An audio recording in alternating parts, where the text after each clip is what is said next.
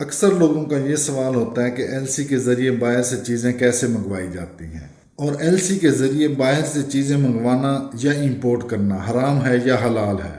جو لوگ یہ سمجھتے ہیں کہ ایل سی کے ذریعے مٹیریل امپورٹ کرنا حرام ہے، ان کی طرف سے یہ دلیل ہوتی ہے کیونکہ اس میں مارک اپ یعنی سود انوالو ہوتا ہے، اور جب کسی بھی بینک فیسلٹی میں سود انوالو ہو جائے تو یہ حرام ہو جاتی ہے۔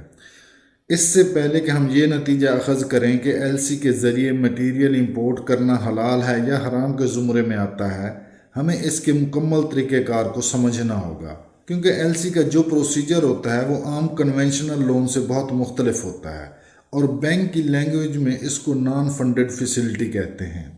اب ہم ایل سی اوپن کروانے سے لے کر اس کی ریٹائرمنٹ تک جتنے بھی مراحل درپیش ہوتے ہیں، ان سب کو پریکٹیکلی ڈسکس کرتے ہیں۔ اس سے نہ صرف ہم یہ پتہ لگا سکتے ہیں کہ ایل سی میں مارک اپ کہاں کہاں پہ انوالو ہو سکتا ہے، بلکہ یہ بھی سیکھیں گے کہ ایل سی کی کتنی قسمیں ہوتی ہیں، اور بینک سے کیسے ایل سی اوپن کروائی جاتی ہے، اور کیسے اس کی ریٹائرمنٹ ہوتی ہے، اور ایل سی کے مکمل پروسیس میں کون کون سے بینکس انوالو ہوتے ہیں۔ تو آئیے ایل سی کے حوالے سے تمام مراحل کا جائزہ لیتے ہیں۔ فرض کریں اگر ہم چائنا سے چیزیں امپورٹ کرنا چاہتے ہیں تو اس میں 3 قسم کی پارٹیز انوالو ہوتی ہیں۔ نمبر 1 امپورٹر، جو آپ بھی ہو سکتے ہیں، یا جو چائنا سے چیزیں پاکستان میں امپورٹ کرنا چاہتا ہے۔ نمبر 2 بینیفیشری، جو چائنا سے چیزیں ہمیں ایکسپورٹ کرتا ہے اور اس کے عوض اپنی پیمنٹ ہم سے وصول کرتا ہے۔ نمبر 3 پہ آتے ہیں بینکس، جو امپورٹر اور ایکسپورٹر کے درمیان گارنٹر کے طور پر کام کر رہے ہوتے ہیں۔ اس میں 2 بینکس انوالو ہوتے ہیں۔ اس میں ایک اپلیکینٹ بینک ہوتا ہے جو امپورٹر کے بہاف پر پیمنٹ کی گارنٹی دیتا ہے، اور دوسرا ایڈوائزنگ بینک ہوتا ہے جو ایکسپورٹر کے بہاف پر گارنٹی دیتا ہے کہ امپورٹر کی کنٹری پورٹ پر چیزیں بھیج دی جائیں گی اور اس کے تمام شپنگ ڈاکومنٹس اپلیکینٹ بینک کو بھجوا دیے جائیں گے۔ اگر ہم پاکستان میں رہتے ہوئے کسی اور ملک سے کوئی مٹیریل یا مشینری منگوانا چاہتے ہیں تو اس کے 3 طریقے ہو سکتے ہیں۔ نمبر 1 ایڈوانس پیمنٹ، اس طریقے میں آپ کو مکمل پیمنٹ پہلے کرنی پڑتی ہے۔ جس بینک سے آپ پیمنٹ کروانا چاہتے ہیں وہ آپ کو آئی فارم جنریٹ کر کے دیتا ہے جس سے آپ کی کنسائنمنٹ ریلیز ہوتی ہے۔ نمبر 2 پہ آتا ہے ایل سی ایٹ سائٹ۔ اس طریقے میں آپ کو پیمنٹ اس وقت کرنی پڑتی ہے جب وینڈر بینک کی طرف سے اوریجنل شپنگ ڈاکومنٹس آپ کے بینک میں پہنچ جاتے ہیں، اور بینک آپ سے پیمنٹ وصول کرتا ہے اور اس وینڈر کو بھجوا دیتا ہے، اور اوریجنل شپنگ ڈاکومنٹس انڈورس کر کے آپ کے حوالے کر دیتا ہے، جس سے آپ کی شپمنٹ ریلیز ہوتی ہے۔ تیسرے نمبر پہ آتی ہے یوزنس ایل سی، اس کو ڈی اے ایل سی بھی کہتے ہیں، اور اس کو کریڈٹ ایل سی یعنی ادھار والی ایل سی بھی کہا جاتا ہے۔ اس میں جو ہی اوریجنل شپنگ ڈاکومنٹس آپ کے بینک کو ریسیو ہوتے ہیں وہ ان کو انڈورس کر کے آپ کے حوالے کر دیتا ہے، اور پیمنٹ ٹرم کے حوالے سے بینیفیشری اور امپورٹر کے درمیان یہ طے ہوتا ہے کہ وہ کتنے دن بعد پیمنٹ کریں گے۔ مثال کے طور پر جو کامن قسم کی پیمنٹ ٹرم استعمال ہوتی ہے، اس میں payment after 60 days of B L date ہوتا ہے، یعنی آپ کو بی ایل ڈیٹ کے 60 دن کے بعد پیمنٹ کرنی پڑتی ہے۔ مثال کے طور پر اگر آپ چائنا سے مٹیریل منگوانا چاہتے ہیں تو سب سے پہلے آپ کی چائنا وینڈر سے پروڈکٹ، اس کی کوانٹٹی اور اس کی پرائس فائنل ہوتی ہے۔ اس کے بعد وہ ایک فارمل قسم کی پروفارما انوائس آپ کو پرووائڈ کر دیتا ہے۔ اس پروفارما انوائس میں جو چیزیں آپ منگوانا چاہتے ہیں اس کی ڈیٹیل کے علاوہ بینیفیشری کے بینک کی ڈیٹیل بھی ہوتی ہے جس میں وہ پیمنٹ وصول کرنا چاہتا ہے۔ تیسرے نمبر پہ اس میں ایل سی کی ڈیٹیل بھی ہوتی ہے کہ یہ ایڈوانس پیمنٹ ہے یا ایل سی ایٹ سائٹ ہے یا یوزنس کی ایل سی ہے۔ جب آپ کے پاس پروفارما انوائس آ جاتی ہے تو آپ اپنے بینک سے ایل سی اوپن کروانے کے لیے رجوع کرتے ہیں۔ اس پروفارما انوائس کی بیس پر آپ کو میرین انشورنس بھی کروانی پڑتی ہے۔ ڈالر کرنسی کی جتنی ویلیو پی آئی میں فائنل ہوتی ہے اتنی ویلیو کی انشورنس کروانی پڑتی ہے۔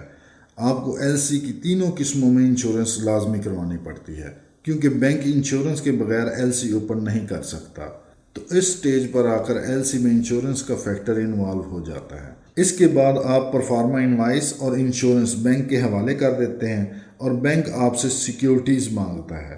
سیکیورٹی میں اگر آپ کی بینک کے ساتھ کوئی فیسلٹی یا لمٹ چل رہی ہے तो बैंक आपसे टोटल वैल्यू का 20% या 15% कैश मार्जिन के तौर पर अपने पास रखता है। और अगर आपकी बैंक के साथ कोई लिमिट या फैसिलिटी नहीं चल रही तो आपको टोटल इनवॉइस वैल्यू का 100% कैश मार्जिन डिपॉजिट करवाना पड़ता है। जब बैंक की सिक्योरिटीज़ पूरी हो जाती हैं तो प्रोफार्मा इनवॉइस की बेस पर आपके और चाइना वेंडर के दरमियान एक एग्रीमेंट ड्राफ्ट होता है जिसमें इंटरनेशनल ट्रेड के स्टैंडर्ड पर क्लासेस होती हैं जिसमें दोनों पार्टीज़ को एग्री होना पड़ता है। इस ड्राफ्ट में जो कॉमन किस्म की क्लासेस होती हैं उनमें नंबर 1 पे इंपोर्टर और बेनिफिशियरी दोनों के नाम और एड्रेसेस होते हैं। नंबर 2 पे एप्लीकेंट बैंक और एडवाइजिंग बैंक के नाम और उनके एड्रेसेस होते हैं। नंबर 3 पे एलसी की डेट ऑफ एक्सपायरी होती है। नंबर 4 पे डेट ऑफ शिपमेंट होती है।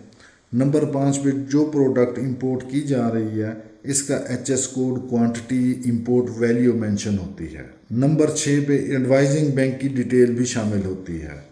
जब ये ड्राफ्ट तैयार हो जाता है तो ये ड्राफ्ट स्विफ्ट मैसेज के थ्रू एडवाइजिंग बैंक को भेजा जाता है। एडवाइजिंग बैंक इसकी टर्म्स एंड कंडीशन चेक करता है और इसके बाद स्विफ्ट मैसेज के थ्रू एप्लीकेंट बैंक को इसकी एक्सेप्टेंस भेजता है। दूसरे लफ्ज़ों में इसको ट्रांसमिशन ऑफ एलसी भी कहते हैं। इस स्टेज पर बैंक आपसे सिर्फ कमीशन चार्जेस वसूल करता है, लेकिन ये मार्कअप या सूद बिल्कुल नहीं होता, ये सिर्फ सर्विस चार्जेस होते हैं। अब जब एलसी ट्रांसमिट हो जाती है तो बेनिफिशियरी को एक किस्म की कंफर्मेशन हो जाती है और फिर वो कंसाइनमेंट भेजने की तैयारी करता है और इसके बाद वो शिपिंग लाइन से रब्ता करता है और कंटेनर बुक करवाता है और बिल ऑफ लेडिंग तैयार करवाता है और इसके सारे मतलूबा शिपिंग डॉक्यूमेंट्स तैयार करवाता है और ये डॉक्यूमेंट्स अपने एडवाइजिंग बैंक को जमा करवा देता है। इन शिपिंग डॉक्यूमेंट्स में bill of lading, commercial invoice और पैकिंग लिस्ट वगैरह शामिल होती हैं। एडवाइजिंग बैंक इन डॉक्यूमेंट्स को रिव्यू करता है और ये डॉक्यूमेंट्स एप्लीकेंट बैंक को भिजवा देता है। अब जब ये डॉक्यूमेंट्स हमारे बैंक को रिसीव होते हैं तो बैंक ने ये डॉक्यूमेंट्स इंडोर्स करके हमें देने होते हैं और इनके बिहाव पर हम पोर्ट से कंसाइनमेंट रिलीज़ करवाते हैं। लेकिन इस स्टेज पर थोड़ी सी कॉम्प्लिकेशन होती है। हमें फिर से एलसी की इकसाम के मुताबिक इसका जायज़ा लेना पड़ेगा। अगर ये एडवांस पेमेंट है तो बैंक डॉक्यूमेंट्स इंडोर्स करके हमारे हवाले कर देगा और हम शिपमेंट रिलीज़ करवाएंगे। और अगर एलसी एट साइट है तो बैंक इस दिन के डॉलर रेट के मुताबिक आपसे पैसे वसूल करेगा और फिर डॉक्यूमेंट्स इंडोर्स करके आपके हवाले कर देगा और इस पेमेंट पर बैंक की तरफ से कोई सूद या मार्कअप वसूल नहीं किया जाएगा। और अगर ये यूजेंस एलसी है और आपकी payment term 60 days after BL date है तो भी बैंक आपको डॉक्यूमेंट्स इंडोर्स करके आपके हवाले कर देगा और बिल ऑफ एक्सचेंज क्रिएट कर लेगा और मुकर्ररा दिन पर डॉलर रेट के हिसाब से आपसे पैसे वसूल कर लेगा और इस पर भी कोई मार्कअप या सूद वसूल नहीं करेगा। अगर आप उस दिन पेमेंट नहीं कर सकते या 2-3 दिन लेट कर देते हैं और जितने दिन आपकी तरफ से पेमेंट लेट हुई है सिर्फ उतने दिनों का बैंक आपसे मार्कअप या सूद वसूल करेगा।